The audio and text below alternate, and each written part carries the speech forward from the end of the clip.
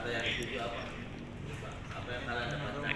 Yang kita dapat sih kalau kan bisa dibedain kalau dari segi apa buatan atau enggak itu si tempat wisata itu kan bisa kita lihat alam atau buatan manusia itu bisa dilihat. Kalau Kawah Putih itu dia itu sejarahnya itu kayak ada gunung gitu yang kayak letusan gunung atau longsoran gitu sehingga dia tuh kayak hancur dan membentuk sebuah kawah gitu. Nah itu Kawah Putih. Sampai sekarang juga ya dia masih ya kabutnya juga masih naik sama masih gitu kalau kita pakai masker ya bisa tembus juga sih, jadi suka kenafasnya juga sakit. Tadi juga kita udah coba sama tadi kita ke itu tadi Ranca Bayi yaitu ada perahu kan. Sepertinya kita juga pernah pergi sama Cibunut pas itu Ranca Bali kita udah pergi ke sana, ada perahu ya, cuma sekarang ditambah direnovasi lagi jadi sungainya itu kan tadinya kita nggak bisa lewat jadi dikasih kayak jalan-jalan gitu untuk kita bisa lewat. Terus dari ditambahin kebun apa sih tempat untuk kelinci juga ada di situ. Banyak lah pokoknya di situ juga. Terus yang terakhir itu kami ke Ranca Upas itu suratnya ada banyak tapi ya kita cuma kunjungi apa sih itu rusa gitu, tempat untuk penangkaran rusa. Jadi kita masuk ke situ ya ada rusa dari kecil besar ya, untungnya rusa-rusanya jinak jadi kita bisa kasih makan.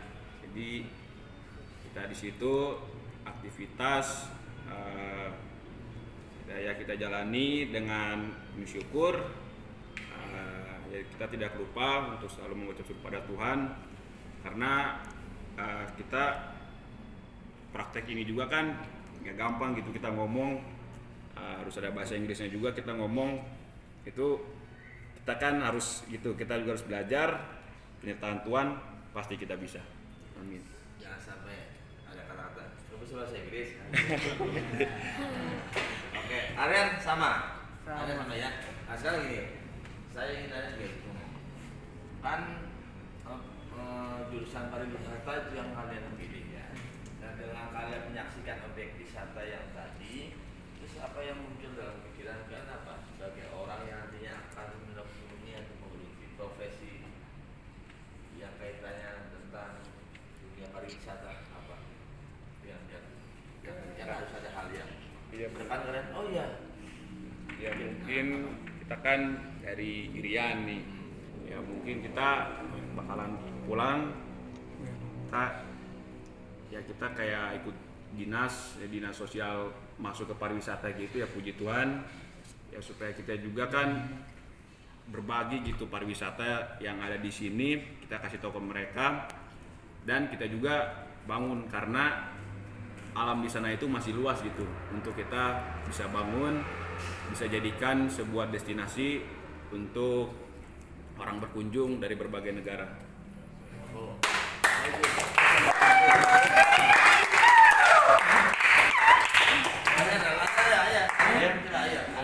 Saya ingin dengar lagi.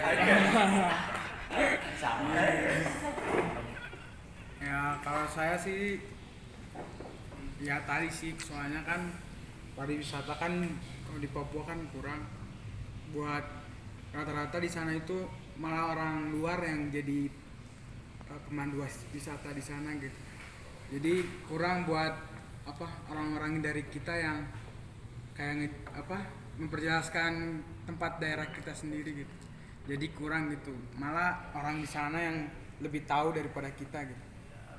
Ya orang luar lebih tahu daripada kita gitu. Jadi kan kalau Papua kan bisa dibilang kan ya indah gitu. Jadi mungkin banyak gitu tempat-tempat yang bagus cuman belum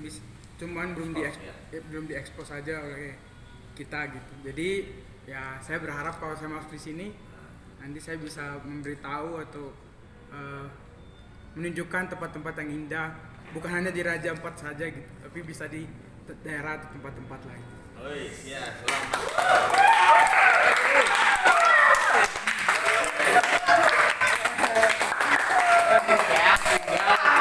Tunggu cerita dari kalian. Karena apa nih juga ya?